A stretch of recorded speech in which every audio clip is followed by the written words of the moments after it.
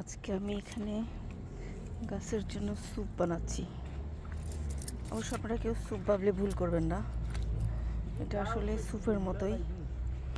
গাছ খুব লাইক করে পেঁয়াজের চামড়া। পানিতে ভিজিয়ে রেখে এই পানিগুলো আমি সবগুলো গাছে দিব, এবং এটা খুবই ভালো গাছের জন্য। আসলে আমরা অনেক সময় যেই মানে সব থেকে যে সারগুলো কিনে দেই, ওগুলো কিন্তু অনেক সময় দেখা যায় যে বুঝি না, কম বেশি হয়ে গেলে গাছের প্রবলেম হয়।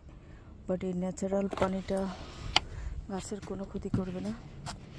অলরেডি আমার মরিচ গাছগুলো খুব সুন্দরভাবে বেড়ে উঠছে শুধু এই পানি দিয়ে।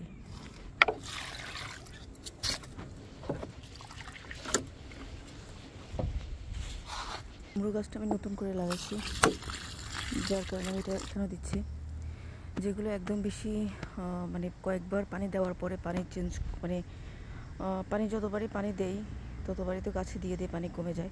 তখন এই বাড়তি পেঁয়াজের চামড়াগুলো যখন নিচে পড়ে জমে যায়, তখন এগুলোকে আবার গাছের গোড়ার ভিতরে, মাটির ভিতরে ঢুকিয়ে দেয়। স্ট্রবেরিতেও সেমভাবে আমি এই পানিগুলো দিয়ে যাই। এগুলো আসলে অনেক অনেক ইম্পর্টেন্ট।